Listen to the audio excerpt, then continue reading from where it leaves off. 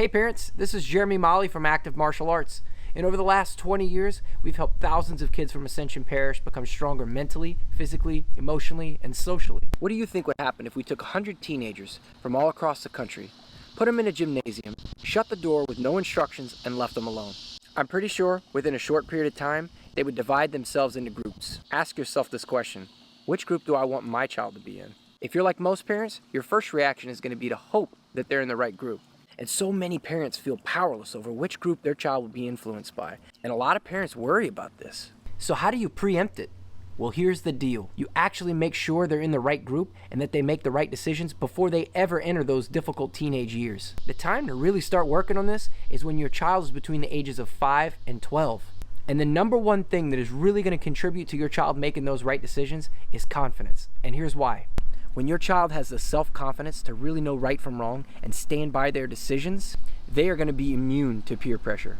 The reason why is because peer pressure preys on a child's lack of belief in themselves. Peer pressure preys on the belief that in order to be accepted, they need to do what everybody else does. But the antidote to peer pressure is self-confidence.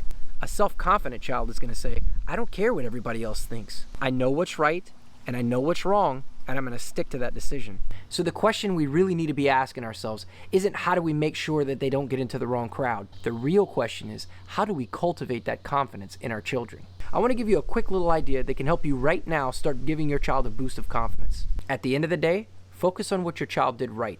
Ask your child what he or she enjoyed doing today. Find the areas that your child did great on and shine a bright light on it.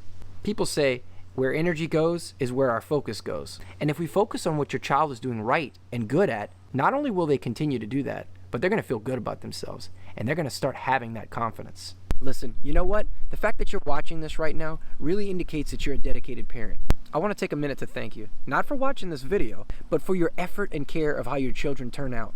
I think you and I can both agree, even though we've never met, that we live in a pretty great country. And our kids are the next generation of people who will live in this country. By being the parent you are and really dedicating yourself to make sure your child makes the best decisions, you're really making sure that our country is going to be left in the hands of great individuals. I want to offer you my respect and my support. Until then, this is Jeremy Molly signing off. And by the way, if you know somebody who might benefit from hearing this message, feel free to share the video.